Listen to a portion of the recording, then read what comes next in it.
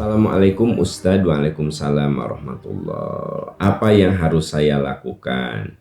Apakah boleh kalau lagi puasa sunnah? Ada yang nanya. Saya jawab enggak. Saya bohong kayak gitu boleh enggak? Bapak Ibu sahabat yang Allah muliakan, kita dalam beramal itu tidak boleh ria. Kalau ada orang nanya, tapi jawaban kita tidak ada unsur ria, benar-benar menjawab pertanyaan, ya tidak perlu Anda berbohong gitu. Teteh saum enggak? Alhamdulillah. Atau insya Allah nuju saum, lagi saum. Jawab gitu. Saya mah takut ria gitu.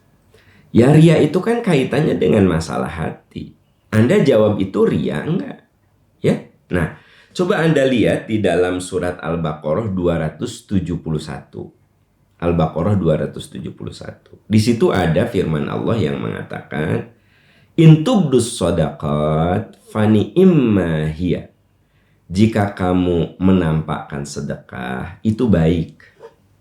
Jadi kalau kita di masjid ada kepanitiaan, ya, lalu dicantumkan Aam Amiruddin 500.000, Agus Wahyudin 600.000, ya, Siti Fatimah 900.000, boleh enggak sih? Fani immahia, kalau tidak ada maksud ria, nggak apa-apa. Atau malah itu jadi ngajak, memotivasi. Jadi menampakkan kebaikan itu boleh selama nawaitu kita tidak ria, gitu. Ya. Wa in tukhfuha wa tu'tuha al-fuqara'a fahuwa khairul lakum. Kalau kamu sedekah, kamu sembunyikan, kamu berikan sembunyi-sembunyi, maka itu lebih baik. Ya. Maksud lebih baik itu mungkin lebih bisa menjaga keikhlasan. Nah, jadi sebenarnya kembali ke hati kita. Kita ini boleh menampakkan kebaikan kita, boleh juga tidak menampakkan. Intinya satu, jangan pamer gitu. Rasulullah pernah duduk dengan para sahabat. Di situ hadir sahabat-sahabat senior, sahabat-sahabat yang sangat dekat dengan Nabi. Nabi mengatakan, siapa yang hari ini memandikan mayat, mengkafani, menyolatkan, menguburkan? Siapa yang hari ini? Abu Bakar mengangkat tangan, saya ya Rasulullah. Jadi Abu Bakar ngangkat tangan gitu. Nabi bertanya kepada umum, siapa yang hari ini memandikan, mengkafani, menyolatkan dan menguburkan mayat? Saya ya Rasulullah. Siapa yang hari ini memerdekakan hamba sahaya? Saya ya Rasulullah. Siapa yang hari ini melakukan saum sunnah? Saya ya Rasulullah. Jadi semua yang ditanyakan oleh Rasul tentang amalan soleh, Abu Bakar mah semuanya. Yang lain mah ada yang, siapa yang hari ini saum? Angkat tangan, banyak, ya kan gitu. Siapa yang hari ini tahajud? Banyak yang angkat tangan. Siapa yang hari ini memerdekakan hamba sahaya? Hanya Abu Bakar. Karena memerdekakan hamba sahaya itu butuh uang, ya. Butuh kaya. Zaman dulu itu orang yang suka memerdekakan hamba sahaya harus kaya gitu kan.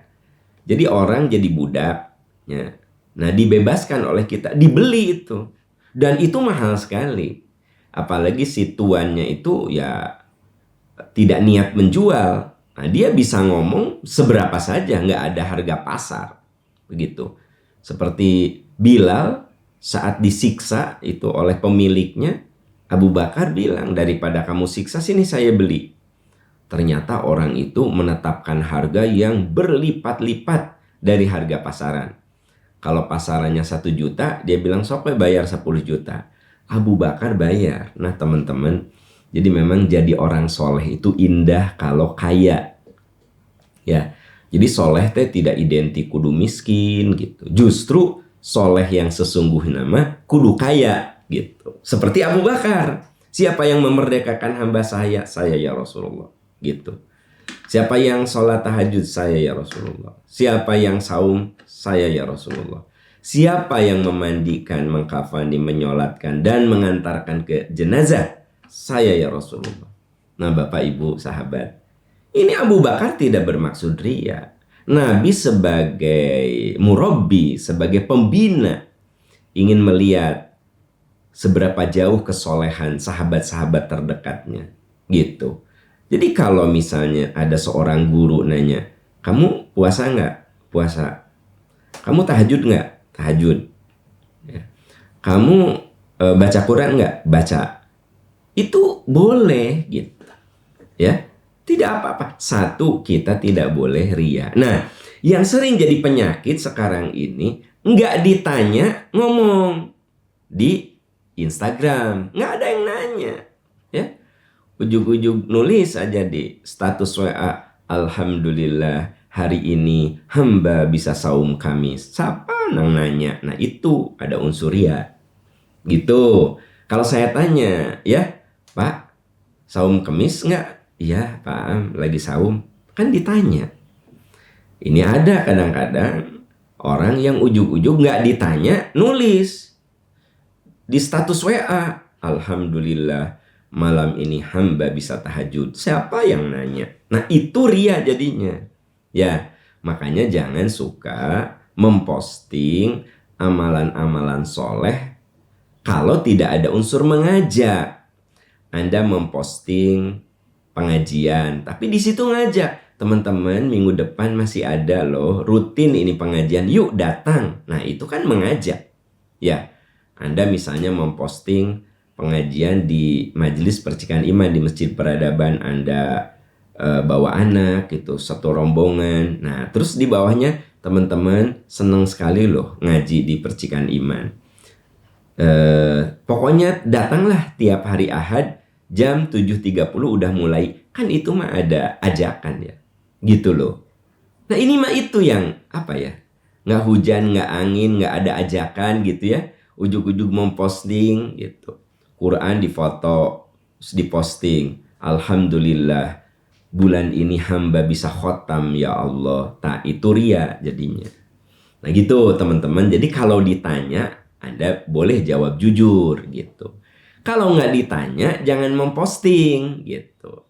Anda boleh memposting untuk sesuatu yang sifatnya mengajak gitu ya. Karena ada ayat yang mengatakan waman ahsanu qawlan mimman da'a ilallah wa amila sholihan. Tidak ada ucapan yang terbaik kecuali kamu mengajak kepada kebaikan dan kamu juga melakukan amal soleh itu gitu.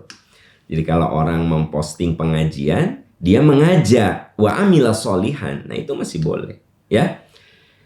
Begitu Ibu ya tentang